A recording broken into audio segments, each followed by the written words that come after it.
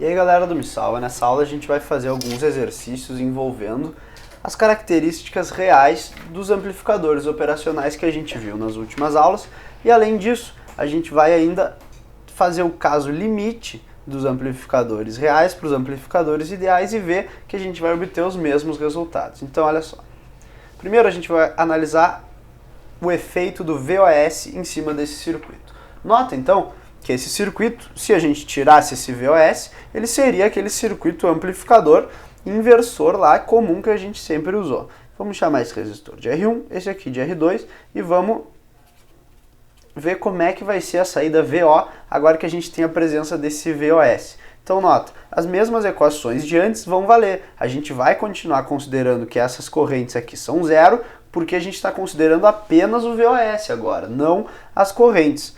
Então, tu vai poder fazer isso. Se tu quiser considerar as características reais dos teus amplificadores, tu pode considerar elas uma de cada vez, até porque elas vão sempre ser representadas por fontes, e aí tu pode usar a superposição, considerando que tu está na região linear de atuação. Então vamos lá.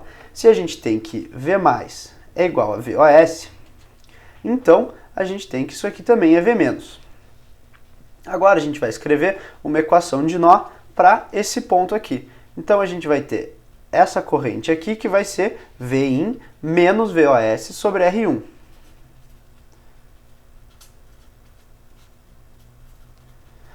E essa corrente que chega aqui também é a corrente que vem para cá. E essa corrente vai ser VOS menos VO sobre R2.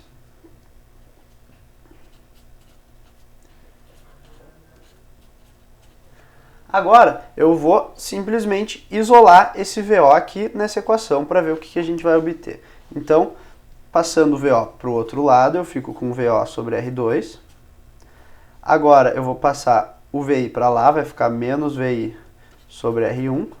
E o VOS tem aqui positivo, vai passar para lá, vai ficar positivo também. Vai ficar mais VOS, que multiplica então 1 sobre R2 mais 1 sobre R1.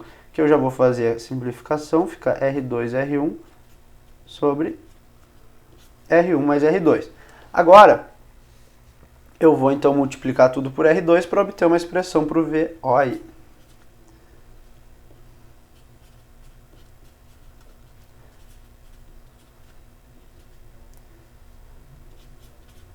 Simplificando então esse R2 com esse R2 aqui.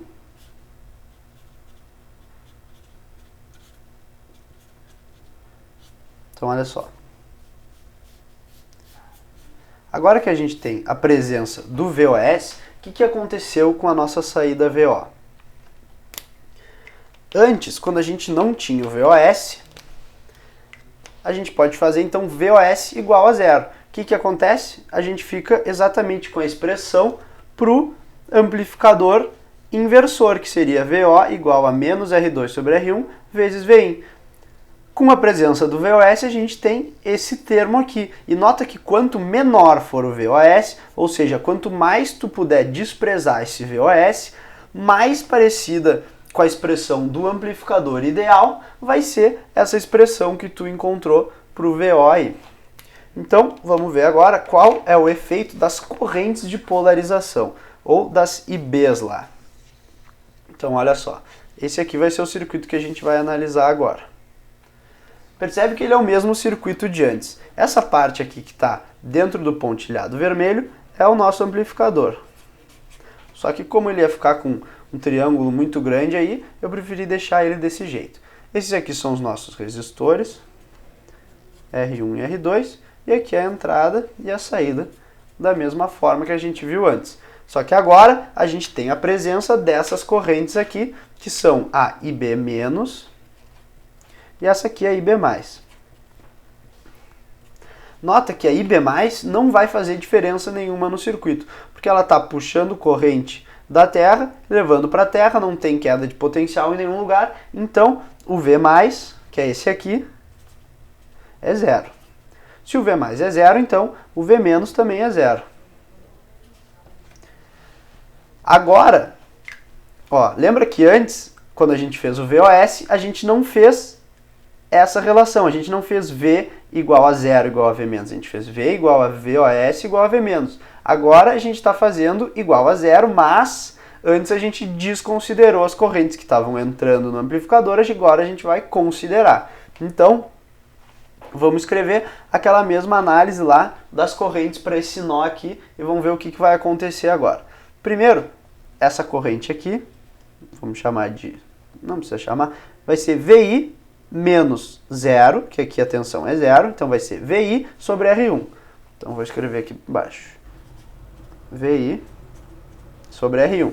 E ela está chegando no nó. Então agora eu vou escrever duas correntes que estão saindo do nó. Essa aqui vai ser 0 menos V0 sobre R2. Então eu vou botar do outro lado da igualdade. Então vai ser menos V0 sobre R2. Do outro lado, porque ela está saindo do nó. E aqui eu tenho mais essa corrente saindo, que é justamente a IB-. Então, mais IB-. Agora eu vou isolar o V0 que nem eu fiz antes. Então, eu vou passar o V0 para o outro lado. Vou passar o VI para cá.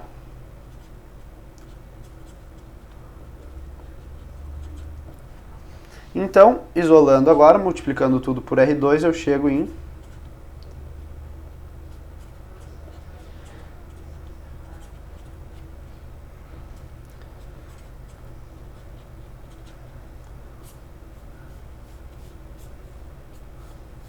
Então, essa aqui, ó, é a expressão que a gente encontrou para a saída VO do sistema.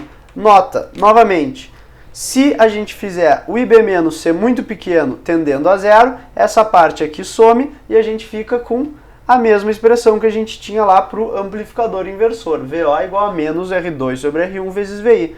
Agora, a gente vai ter mais essa parcela aqui, que vai ser um erro, na verdade, que o IB- acarreta aí nesse nosso amplificador. Então, o resumo dessa aula é para tu entender que sempre que tu quiser considerar alguma não idealidade no teu amplificador operacional, tu vai ter que adicionar essas fontes aí. Tu pode adicionar elas uma por vez e usar a superposição quando o circuito for linear. E aí tu vai conseguir calcular qual é o erro que ela implica. Então, se a gente quisesse calcular, por exemplo, o erro que esse IB- implica no circuito, a gente dividiria então um pelo outro aí e a gente veria qual seria a importância desse IB-. Talvez esse IB- aqui seja tão pequeno que esse termo frente ao outro seja desprezível. Por isso, a gente pode considerar um amplificador operacional ideal, que é o que a gente vai fazer na maioria das vezes. Era isso aí então, e até as próximas aulas.